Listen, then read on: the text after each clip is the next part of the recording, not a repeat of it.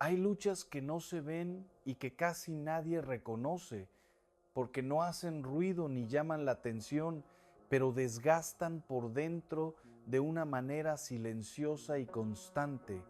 Son batallas que no se libran en público, sino en la intimidad de la conciencia.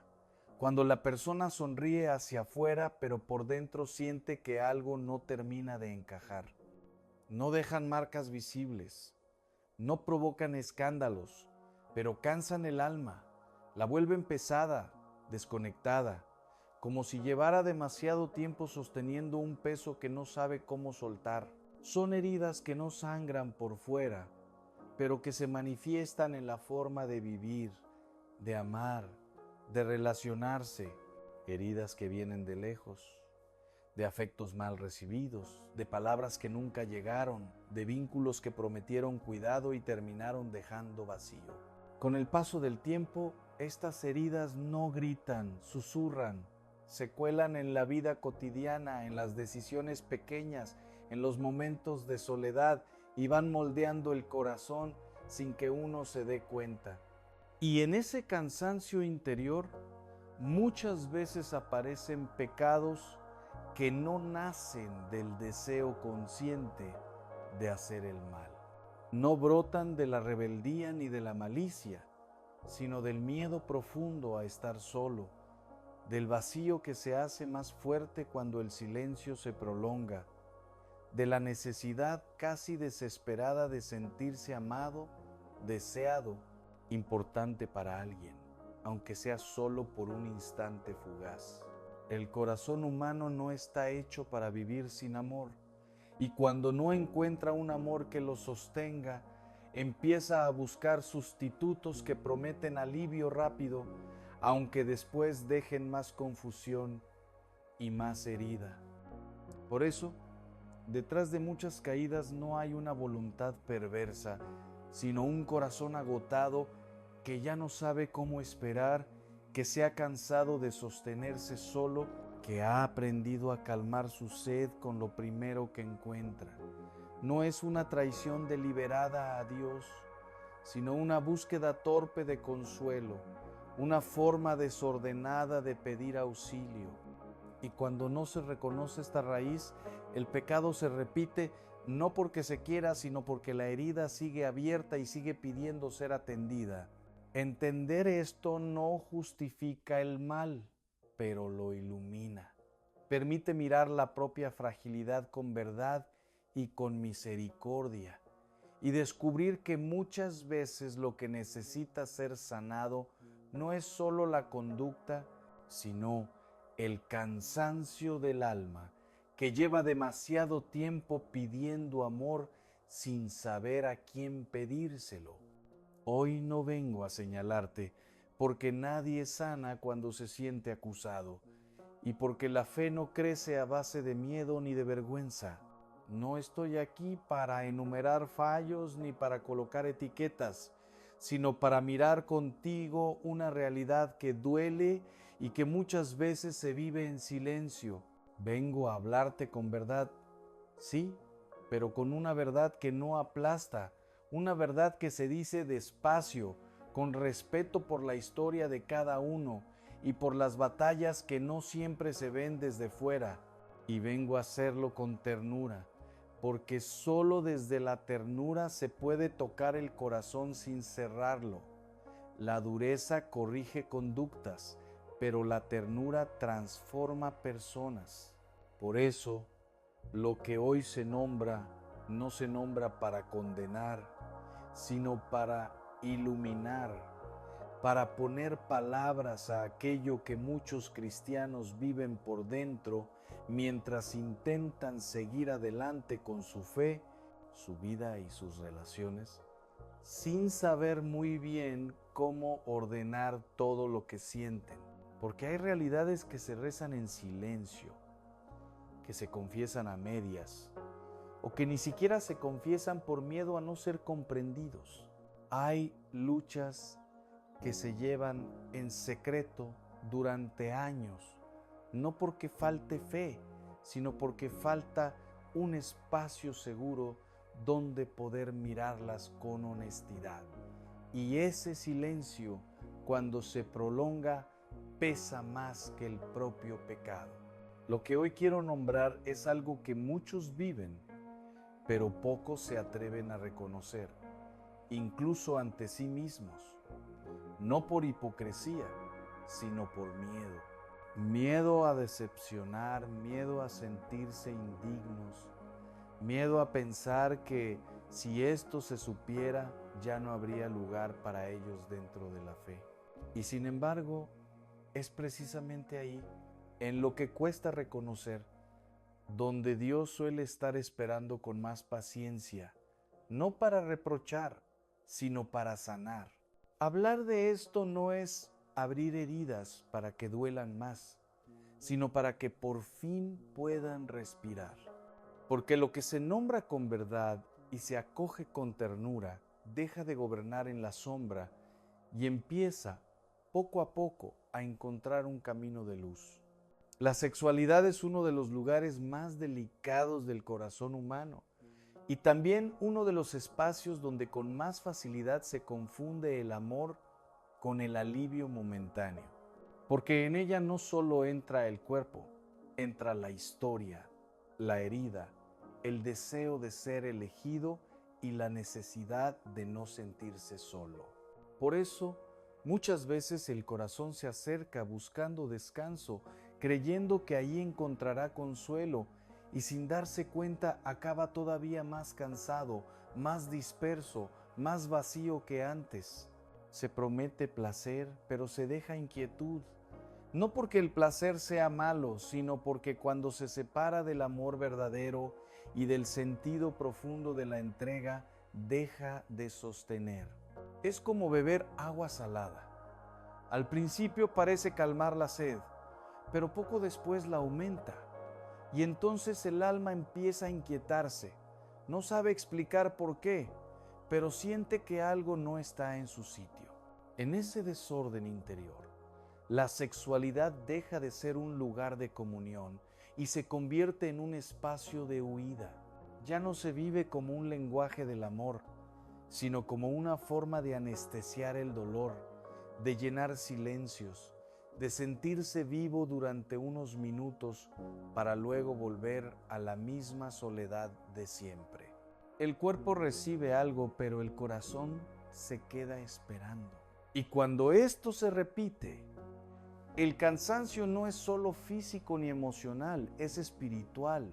Se reza menos, se vive con culpa, se empieza a creer que Dios está lejos, cuando en realidad es uno mismo quien no se atreve a mirar con honestidad lo que está pasando dentro, porque el corazón no necesita más estímulos, necesita reposo, no necesita más placer, necesita sentido, no necesita esconderse, necesita ser acogido y ordenado desde dentro. La fe cristiana no habla de pecados sexuales para controlar cuerpos, ni para vigilar conductas desde fuera, ni para imponer cargas imposibles de llevar. Habla de ellos para proteger corazones, porque conoce la fragilidad humana y sabe que donde el amor se desordena, la persona entera empieza a desordenarse por dentro. No se trata de prohibiciones sin sentido, sino de una sabiduría que nace de siglos de experiencia humana y espiritual. Una sabiduría que entiende cómo ciertas decisiones, cuando se repiten, van moldeando el corazón, la mirada y la forma de relacionarse. La Iglesia no señala el cuerpo como enemigo, porque el cuerpo no es el problema. El problema aparece cuando el cuerpo se separa del corazón y de la verdad del amor. Cuando se usa sin cuidado, sin responsabilidad, sin respeto por uno mismo y por el otro, la herida no siempre se ve de inmediato, pero se instala poco a poco. Y entonces aparecen la confusión, la dependencia, la dificultad para confiar, la incapacidad de amar sin miedo. Hablar de pecado en este contexto no es hablar de castigo, sino de consecuencias. consecuencias interiores que afectan a la libertad, a la paz y a la capacidad de vivir relaciones sanas. Por eso la fe pone límites, no para encerrar, sino para custodiar. Del mismo modo que un padre no deja a su hijo jugar en medio de la carretera, no por autoritarismo, sino por amor, así también Dios propone un camino que protege el corazón de heridas innecesarias. Cuando se entiende esto, el pecado deja de verse como una lista de normas frías y se empieza a comprender como una llamada a cuidar lo más valioso que tenemos, la capacidad de amar sin rompernos, de entregarnos sin perdernos, de desear sin vaciarnos por dentro. Porque Dios no quiere creyentes controlados, quiere personas libres, con un corazón entero, capaz de amar en verdad. Porque cuando el amor se desordena, no es solo una parte de la vida la que se ve afectada, sino la persona entera la que empieza a desordenarse por dentro. El corazón pierde claridad, las prioridades se confunden y aquello que estaba llamado a dar vida comienza a generar inquietud. No sucede de golpe, sucede poco a poco, casi sin notarse, hasta que un día uno se descubre cansado, disperso, con la sensación de no estar del todo en su sitio. Y entonces se reza menos, no porque haya dejado de creer, sino porque aparece una incomodidad interior que cuesta nombrar. La oración ya no fluye con sencillez, se vuelve pesada, breve o incluso se evita. Se empieza a vivir con culpa, no siempre consciente, pero persistente. Una culpa que no lleva al arrepentimiento sereno, sino al alejamiento silencioso. Y poco a poco se instala la idea de que Dios está lejos, de que ya no escucha, de que se ha cansado, pero la realidad suele ser otra. No es Dios quien se aleja, es la persona quien se esconde. Se esconde porque no sabe cómo presentarse tal como está, con su fragilidad, con sus contradicciones, con sus caídas repetidas. Se esconde porque teme no ser acogida. Y ese esconderse, más que el pecado mismo, es lo que enfría la relación con Dios. Cuando el amor se desordena, la fe no desaparece, pero se vive a medias. Se sigue creyendo, pero con miedo. Se sigue rezando, pero con distancia. Y el corazón, en lugar de descansar en Dios, empieza a cargar solo con un peso que no estaba llamado a llevar. Por eso, más que corregir conductas de manera superficial, lo que necesita ser sanado es el orden interior del amor, para que la persona pueda volver a mirarse sin vergüenza y a mirar a Dios sin temor. Estos pecados no comienzan en la carne, comienzan en una herida, en una soledad no entregada a Dios, en un nadie me ve, que se intenta callar de cualquier forma. El primero es la sexualidad vivida, sin vínculo ni responsabilidad. Y no se trata simplemente de un acto aislado, sino de una forma de relacionarse que poco a poco va desconectando el cuerpo del alma.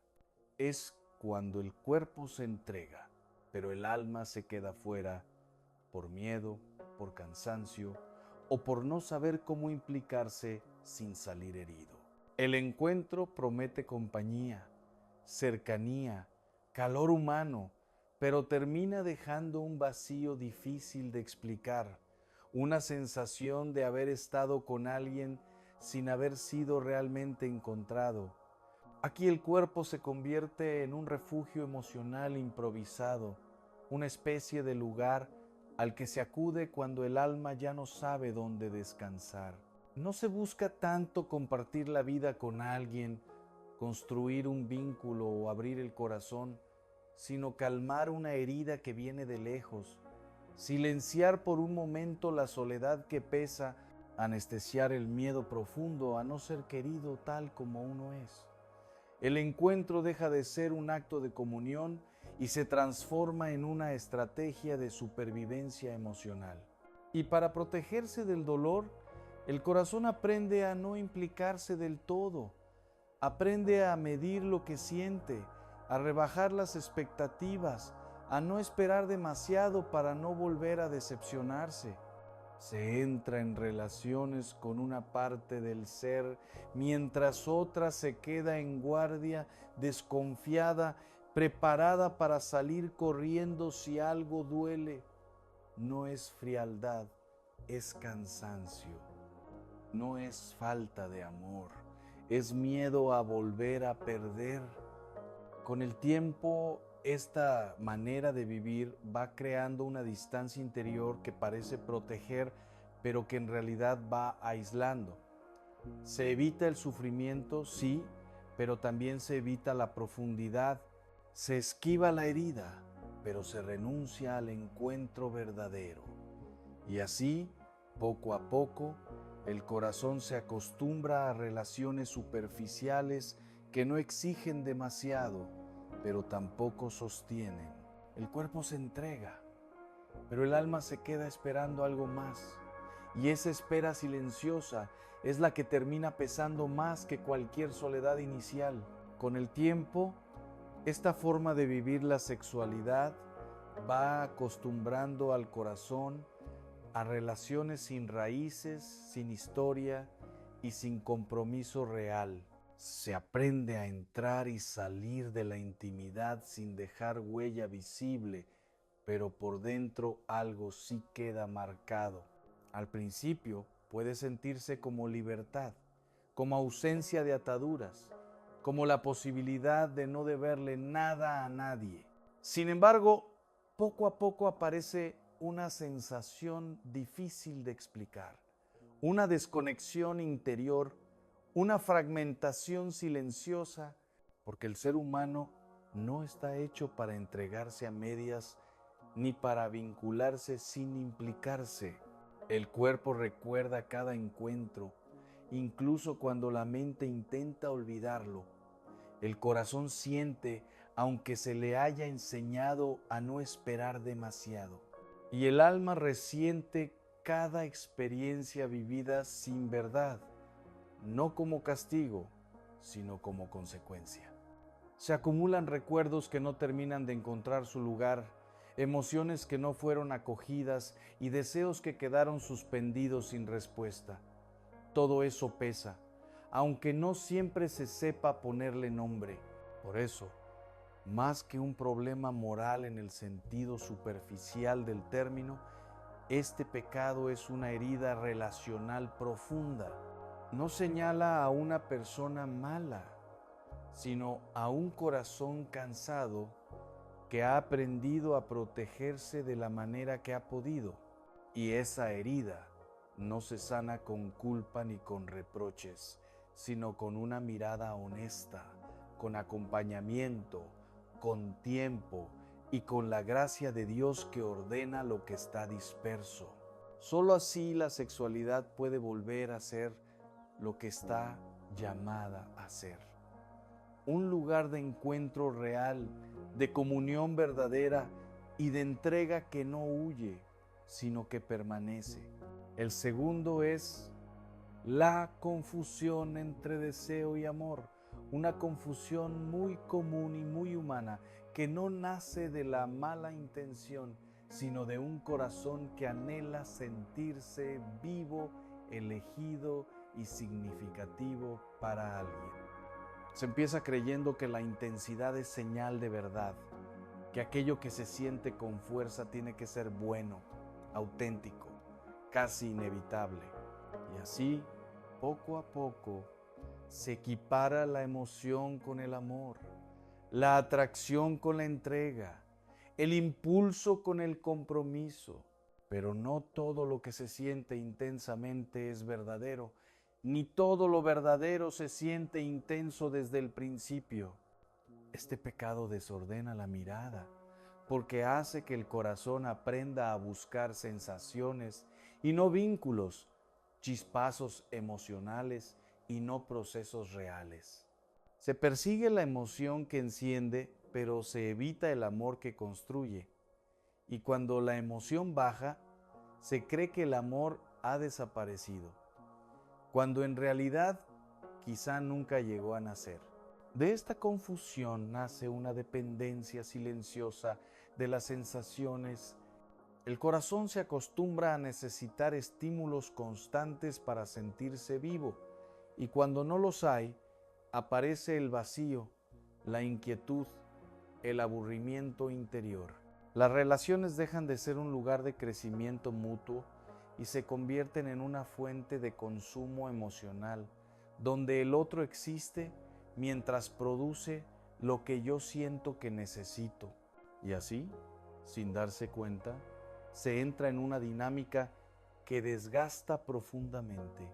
Se ama poco, se siente mucho y se sufre más. Porque el deseo, cuando no es integrado y ordenado por el amor verdadero, no conduce a la comunión, sino a la repetición. Y el corazón, hecho para amar de verdad, termina cansado de perseguir emociones que nunca terminan de sostenerlo. El tercero es la doble vida afectiva y sexual. Una de las realidades más dolorosas y más silenciosas, porque no nace de la maldad, sino de la vergüenza. Es vivir con una cara para Dios y otra para la intimidad. Mostrar una versión ordenada hacia afuera, mientras por dentro se sostiene una lucha que no se sabe cómo integrar. No hay cinismo aquí, hay miedo. Miedo a ser visto tal como uno es, miedo a no ser aceptado, miedo a pensar que si esto se supiera, ya no habría lugar dentro de la fe. Pero la doble vida divide el alma, obliga a fragmentarse, a compartimentar la existencia, a separar lo espiritual de lo afectivo como si no pertenecieran a la misma persona, y esa división cansa profundamente. Apaga la oración, no porque falte fe, sino porque rezar desde la incoherencia duele. Se empieza a evitar el silencio, a reducir el diálogo con Dios, no porque Él se haya ido, sino porque uno no sabe cómo presentarse entero ante Él. Y poco a poco el corazón se endurece, no de golpe, sino como mecanismo de defensa. Se endurece para no sentir la tensión, para no afrontar la contradicción, para poder seguir funcionando. Pero Dios no puede sanar lo que se esconde, no porque no quiera, sino porque respeta la libertad y espera la verdad. Y mientras la vida siga dividida, la gracia no encuentra un espacio pleno donde entrar. Solo cuando se unifica el corazón, cuando se deja de huir y se permite ser visto sin máscaras, comienza de verdad el camino de sanación y de paz interior. El cuarto es el uso del otro como objeto de consuelo, y es uno de los desórdenes más sutiles del corazón, porque suele disfrazarse de necesidad legítima de cariño. Aquí no se busca a una persona para amarla, conocerla o caminar con ella, sino para calmar una herida interior que duele demasiado. El otro se convierte en un refugio provisional, en un alivio emocional, en alguien que está ahí mientras logra tapar el vacío que aprieta por dentro. En este punto, sin mala intención, el otro deja de ser alguien y pasa a ser un algo que me alivia, que me distrae, que me hace sentir menos solo, menos roto, menos invisible.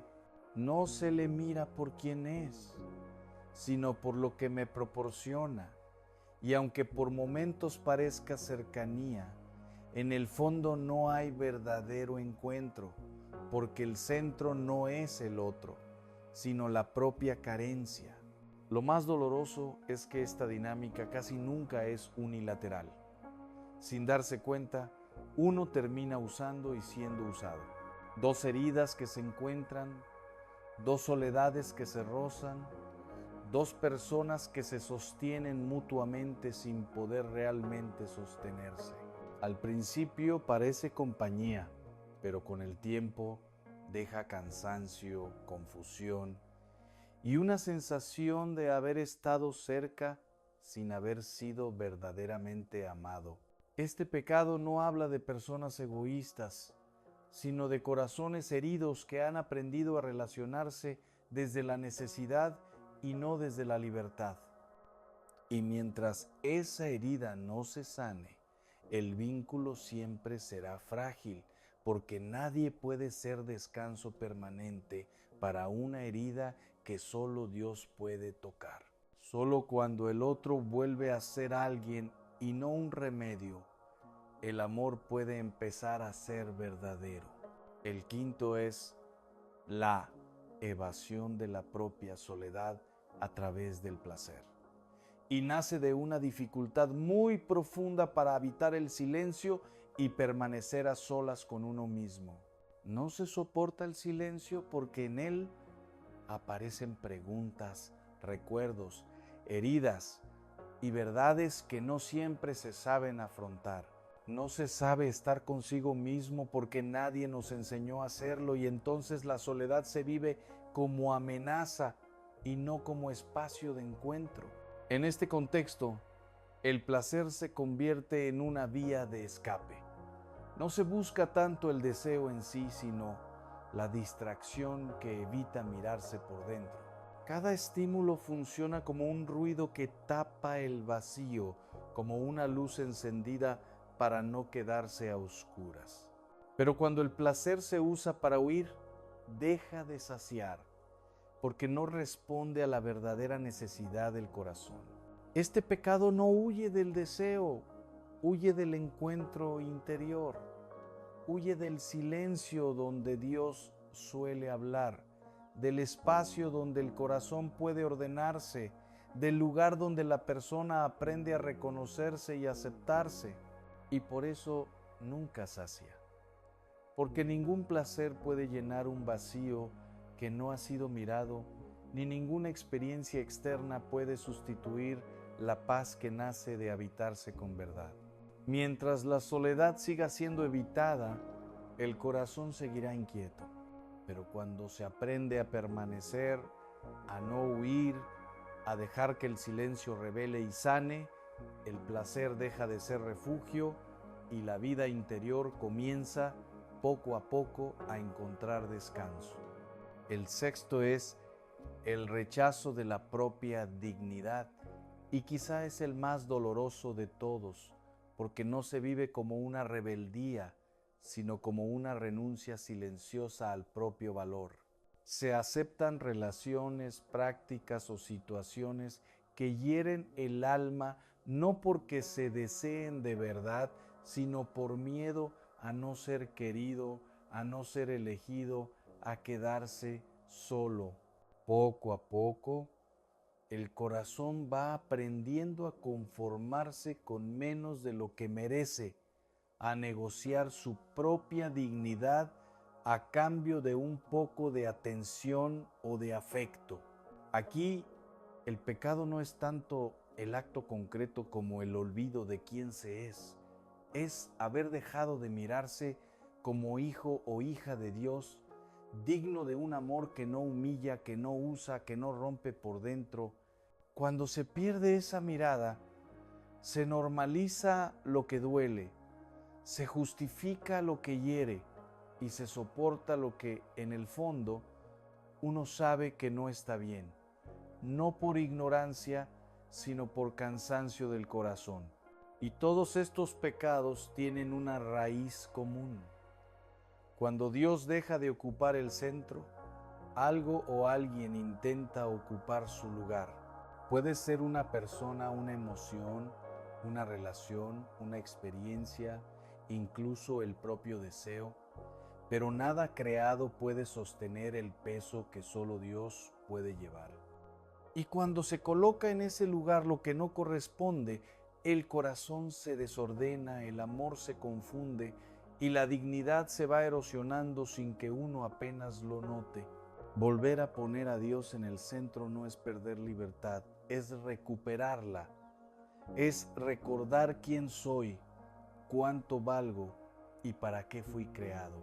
Y desde ahí, poco a poco, el amor vuelve a ordenarse, la herida empieza a sanar y la vida deja de vivirse desde la carencia para empezar a vivirse desde la plenitud.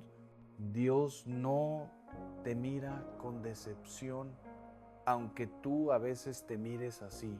No observa tu vida desde la distancia para contabilizar caídas, sino que te mira de frente, con verdad y con amor, con una mirada que no se escandaliza de tu fragilidad ni se cansa de esperarte. Su verdad no humilla, ilumina, y su amor no exige máscaras, sino presencia sincera.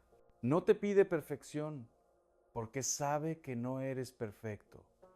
Te pide honestidad, la valentía de presentarte tal como estás, con tus luces y tus sombras, con tus avances y tus retrocesos. La honestidad abre la puerta a la gracia, porque solo lo que se reconoce puede ser sanado. Dios no necesita que finjas estar bien, necesita que confíes lo suficiente como para no esconderte.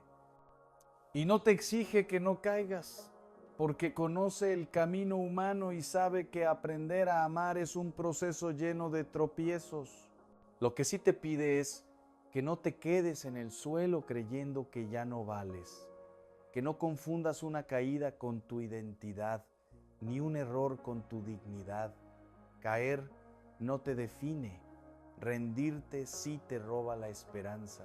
Cada vez que te levantas, incluso cansado, incluso avergonzado, incluso sin fuerzas, Dios ya está ahí, no para reprocharte, sino para sostenerte, porque su amor no se mide por tu coherencia, sino por su fidelidad.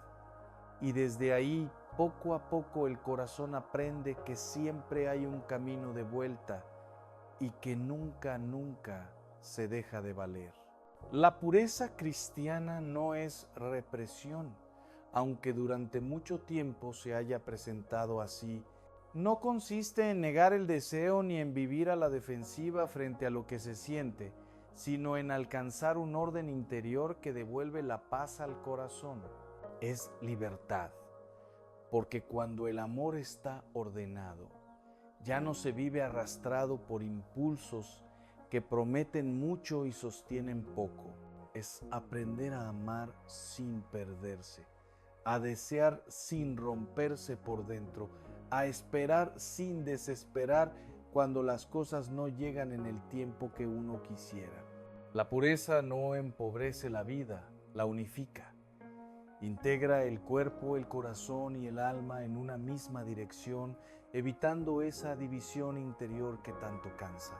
No apaga la pasión, la orienta, no enfría el amor, lo hace verdadero, no aleja de la vida, la vuelve más habitable.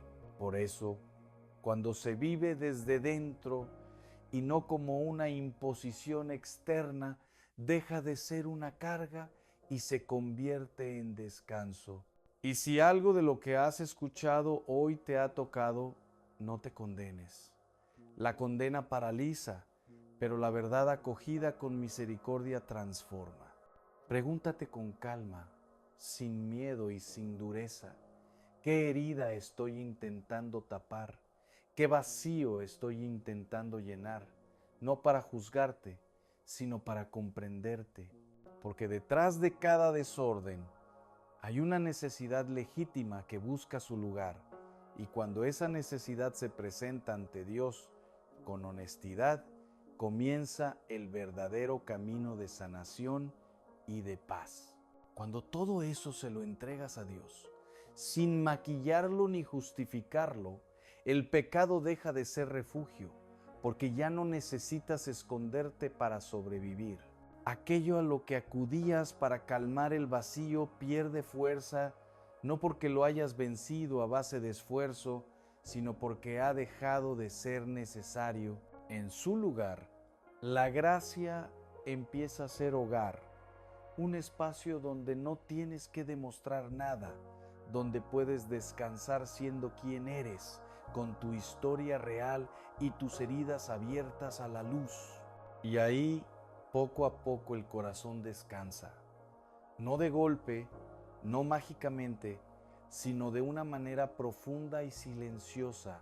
Descansa porque ya no tiene que huir, ni justificarse, ni protegerse constantemente. La fe se vuelve ligera, deja de ser una carga y se convierte en un lugar de encuentro, en una relación viva que sostiene incluso en la fragilidad. Se vuelve posible rezar sin miedo, mirar a Dios sin vergüenza y mirarse a uno mismo con más compasión. Y entonces el amor deja de doler, no porque desaparezcan las heridas de un día para otro, sino porque ya no se viven desde la carencia, sino desde la verdad.